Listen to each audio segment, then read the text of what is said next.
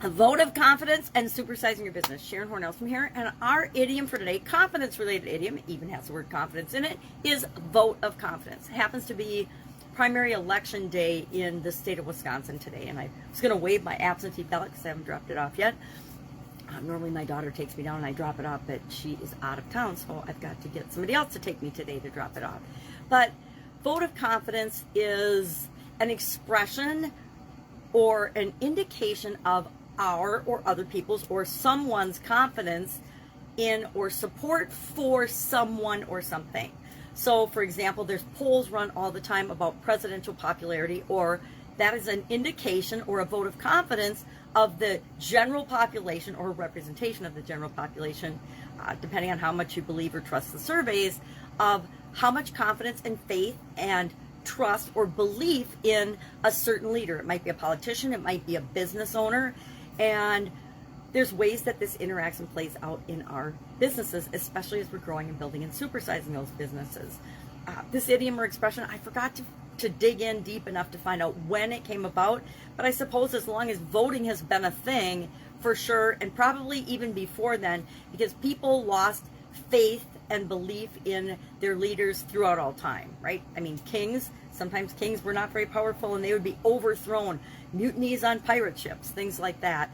If people lose confidence in their leaders or in the people that are supposed to be leading them, things happen.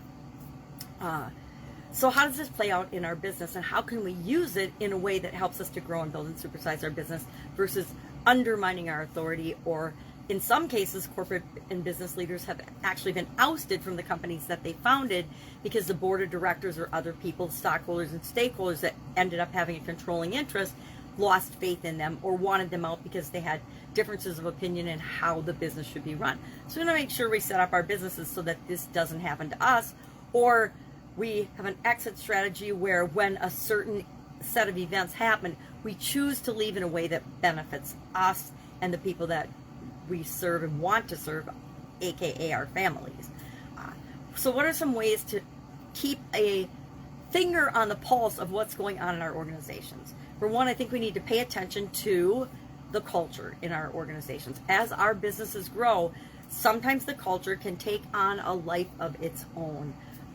Every corporation I've ever worked for, the founding principles and the way it was founded versus the way it was run in the time that I was in it, or I'd say today, there's probably a huge gap between what the founders intended that business to do and how they wanted it to be run and how they wanted it to change the world or make the world a better place and how it's being run today. I think of some of the big corporations I've worked for, and there's definitely a mismatch between the founding principles and what the new values and principles and core values they use today are. And that's okay, things change over time, and those founders are long since gone.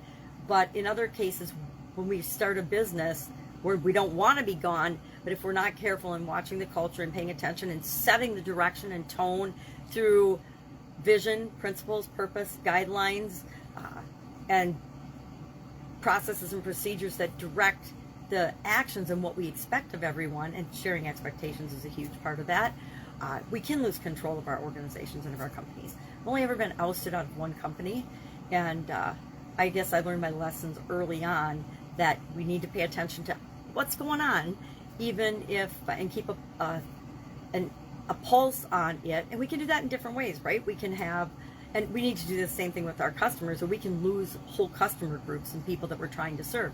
We can do that by talking to our customers, doing customer surveys, getting feedback from our customers, asking for feedback, asking questions, having conversations with not only the people we serve, but the people in our organizations that are helping to build and grow and supersize our business.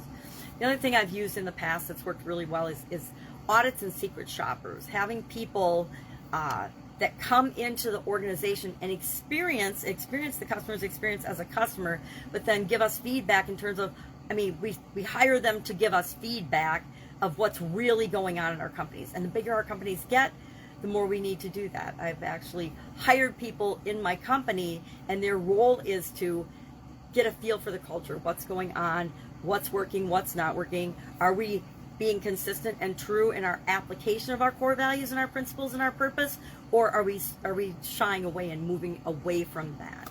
So there's lots of different creative ways we could do that. I would love to know how you get a vote of confidence, how you get the pulse on what's going on in your organization. When we're small, we always know, we got our fingers in all the pies and we know what's going on. But as we grow and build and supersize and create departments and divisions, a lot of times there can be this effect where different divisions and departments have a hierarchy or infighting and in-battling and things that we don't want in our business. All right, that's our idiom for today, vote of confidence. I guess I would encourage you to go out and vote for your desired candidates if you happen to be in a state that has a primary today. Otherwise, I'll be with you tomorrow. Have an awesome day. Bye.